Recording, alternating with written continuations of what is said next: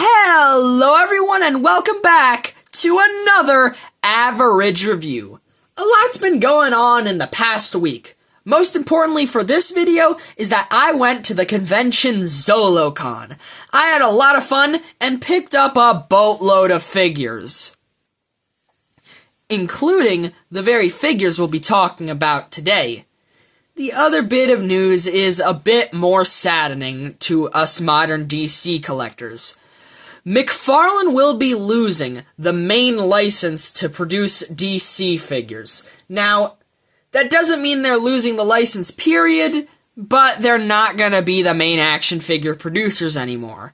The license is going back to Mattel, who produced DC figures for about, I'd say 16-ish years, correct me if I'm wrong, by 2026. Now, it is sad to see McFarlane not be the main license holder anymore, especially since we've collected so many figures from that series, but I ended up getting a pretty good amount of Mattel DC figures at ZoloCon, so I'm prepared for the Mattel DC toy line relaunch. But today, we're going to be talking about the Mattel DC Superhero Select Sculpt Batman and the DC Universe Classics Tim Drake Robin. So, let's jump in to the sculpting and paintwork on these two. Let's start out with, well, the star of the show, Batman. He's got a really good sculpt. First of all, I mean, he's ripped. Just look at the ratio of his shoulders to his waist. This guy, he doesn't skip any day, actually. In fact, every day is a day to work out every single muscle in his body. There's also some nice fabric tugs here near the torso, which I think is a nice touch. His gloves got a lot of stitch work in them, and there's also some lines here at the, I guess the finger areas. It sort of looks like, how Spider-Man's gloves have those lines. His head is super stern. He's even got some wrinkles in there, so he's been at this for a little while. And it's very well done, especially with the little bits of black around the eyes. That just adds so much. Unlike a lot of other Mattel Batman figures, the logo is actually sculpted in. You can see the little lines around the edges of the logo, and that's a really nice touch. The belt is probably the most unique thing about the figure. It's well painted and well sculpted, but I don't think I've seen a Batman belt like this at all before. It's mainly due to the buckle and the way the pouch is actually attached to the belt. Still, it's a pretty cool look. They even painted the silver buttons on the front pouches, but not the back ones, but hey, I mean, who's gonna see them? The boots, really nice. They've got some rough texturing on them, which is a really nice touch. And the black treads are sculpted with the Bat logo on the bottom, like Batman Hush. And that's what this figure reminds me of. Batman's costume from Hush. There are differences, but that's mostly what I see. Now, moving back to the paint job, and it's pretty dark. Look at how dark the gray is. It almost blends in with the black of the logo, but not really. And unlike the gloves and the mask and the boots, they've got different shades of blue, a darker and then a lighter shade, which I think adds a really good amount of, texturing and shading. In fact, it sort of reminds me of the paintwork you'd see on, like, a Toy Biz Marvel Legends figure, and I do like that. The cape is pretty smooth, nothing to write home about, but it's a good Batman cape. Overall, this is definitely one of Mattel's strongest attempts at a Batman figure. Moving on to Tim Drake as Robin, and just like Batman, this Tim Drake takes cues from a different early 2000s Batman story. Well, Robin story, but same difference. 1 year later, although it does take inspiration from the Robin design from the new Batman Adventures, with the red and black color scheme. And it's been sculpted very well. He's not as ripped as Batman, which, yeah, that fits. He's a teenager. There is a pretty good amount of detail work, though. I mean, they have the seam line running up the middle of the suit, and the buckles are really nicely done, along with the belt. I especially like that tiny bit of shiny gold paint on the buckle. The logo is really clean, and, I'd hope it is, since it's exclusively painted, not sculpted. The blacks are nice and shiny, and, what can I say? It's a nice, smaller body mold. I do like the cape, how it's black on the outside, yellow on the inside. The trim is really well done from it flowing from the neck area down to it only being visible on the inside of the cape. That's really well done. The head sculpt is pretty good. Tim should probably deal with that cowlick, But hey, I mean, I don't know, Tim Drake doesn't seem like the type of guy to care about how his hair looks, I don't know.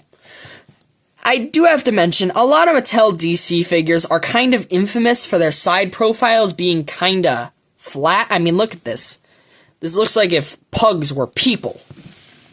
But other than that, it's a really solid sculpt. And what makes it better is how well it scales with other figures. Tim Drake, he's a teenager at this point, so he's definitely going to be shorter than Batman. But also, he's clearly not, 10 years old like Damian Wayne. I do really like how he scales with Batman. Now, let's move on to articulation, and these two share the same articulation scheme, but let's see who has the better range. In terms of head articulation, I believe they're on some type of disc hinge, and Batman definitely has the better range in terms of looking up, although neither are super impressive. Batman gets a little bit of tilt side to side on his head, Robin not so much, although they both get, 360-degree turning on their heads. They both have shoulders that can move back and forth and hinge up. Tim Drake gets, I'd say, about 90 degrees. Batman gets a bit under. They both have bicep swivel with 360-degree rotation and single-jointed elbows, both of them getting about 90 degrees. And while Robin has a wrist swivel for hand articulation, Batman instead gets a forearm swivel, so the entire glove area rotates all the way around. It accomplishes the same thing, but it's mildly different.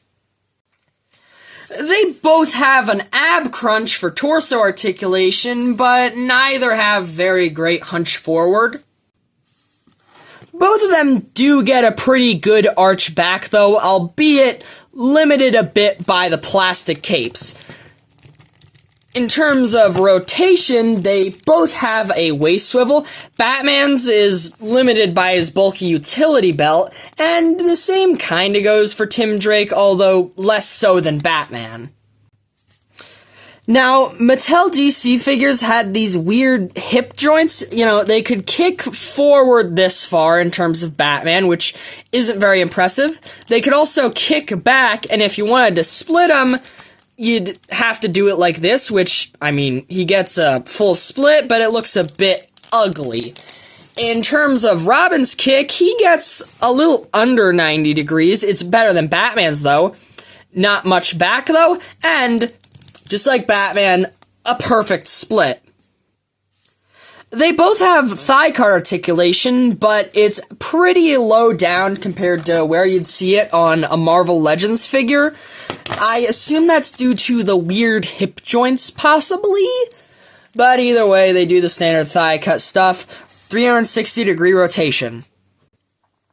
Just like the elbows, the knees are single-jointed. Batman gets about 90 degrees, but Robin gets a bit above 90 degrees.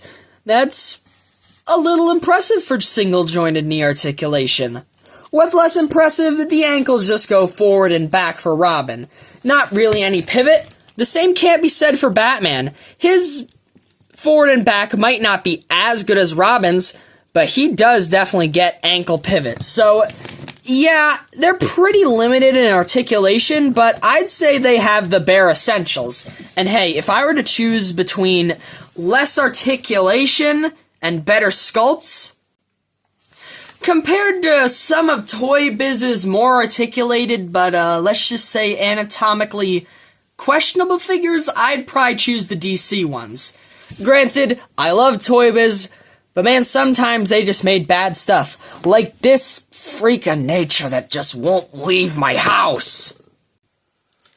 Alright, moving on to figure comparisons, and we gotta start out with the standard male and female comparisons. The Marvel Legends Renew Your Vows, Spider-Man, and Spinneret. Since Mattel made 6-inch figures instead of 7-inch figures, I'd say they're one of your best bets if you want to mix Marvel and DC together. Also, here's the dynamic duo with Captain America in case you want to recreate that Batman and Captain America crossover book. Now, if only we could get an updated comic Bucky to go with these guys. That would be pretty darn cool. But hey, moving on to DC comparisons, and here's this Batman and Robin with their future selves. On the left, we have a customized version of the Mattel DC Multiverse Super Friends Batman, just with a new cape and repainted head. And on the right, we have the Mattel DC Multiverse Tim Drake Red Robin. Honestly, I do think this is a kinda neat comparison. But for the most important Mattel Bat Family comparison, here they are with the Mattel DC Multiverse Alfred. He is a bit too tall compared to Batman, but this is one of the few Alfred action figures that exist, and just for that and the fact that I own it, I'm gonna cherish it. Let's take a trip down Batman's Rogues Gallery, though. Starting off with the ones made by Mattel, we have the Batman Legacy Golden Age Joker and Gotham City 5-pack Catwoman in their matching purple attires. Speaking of purple, here's the villainous duo that was popularized by the movie Batman Forever, the DC Universe Classics Riddler and Gotham City 5-pack Two-Face. Finishing off the Mattel Batman villains is the iconic, the one, the only, KG Beast. For figures made by companies other than Mattel, here's the DC Direct Nightfall Bane, the McFarlane Toys DC Rebirth Clayface, and to round out the baddies, the McFarlane Arkham City Killer Croc. To finish the comparisons off, though, let's bring out the classic Justice League members as represented by Mattel's DC Universe Classics. Of course, we gotta start out with the Trinity, Superman and Wonder Woman. We also, of course, have to bring out Flash and Green Lantern, specifically Barry Allen and Hal Jordan, since they're the ones used in the earliest Justice League stories. And of course, those two guys that usually appear when the Justice League appears. Aquaman and Martian Manhunter. I would like to note, this Aquaman isn't technically from DC Universe Classics, it's from Mattel's DC Multiverse line, but it uses most of the same parts as that Aquaman, so I'd say it's fair game. And also, I never realized how massive the DC Universe Classics Martian Manhunter is compared to the other League members. But as is tradition, here's the dynamic duo, Batman and Robin, with Hitmonkey and Goliath. Now, in terms of accessories, I'm going to keep this brief because I only have one of the accessories that these guys come with. And all the accessories I'm missing are Batarangs. The Batman figure from the Mattel DC Superheroes Series 3 came with, I think, 7 Batarangs. But there's a bit of a problem. He can't hold them because he has 2 fists. So they're just useless. Now, Robin also came with 2 Batarangs, but he has 2 accessory holding hands, so yeah, he can use them. But he also came with another accessory that comes pretty handy with those 2, well, hands. Of course, it's his bow staff. Pretty much every Tim Drake Robin figure comes with it, and for good reason. And yeah, this one is pretty good. For the most part, it's just a silver painted rod, but it's got a little bit of detail right here. I'm not 100% sure what that bit of sculpting represents, but hey, it's something. Now, before we get to the final score, I gotta talk about the prices on these two guys. Starting off with Robin, since he's actually the most expensive, he goes for between $30 to $40 loose on eBay. I gotta be honest, that's a bit too pricey in my opinion for a figure this small. Batman's better though. He goes for between $15 and $20 loose on eBay. In that case, yeah, I think he's worth it. This is probably Mattel's best Batman that they actually got to release so far. Now, granted, I did pay $25 for Batman at the convention, but I paid about $20 for Robin, and yeah, I'd say that was worth it for both of them. These are both really good DC figures. But they have their flaws. Granted, the articulation of the era definitely did complement the sculpts, but it doesn't exactly hold up in the modern day. Especially when you consider Tim Drake's kinda smushed face. There's also a fact I didn't mention. Batman doesn't come with any peg holes in his feet, so you can't use a McFarlane-styled stand for figures. In fact, I actually had to balance his foot on a piece of clay.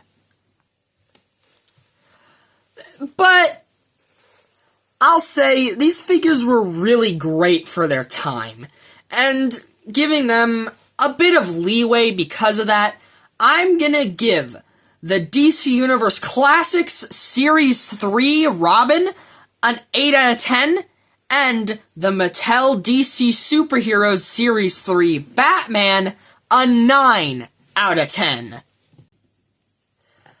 Like I said, not perfect, but really good for their time.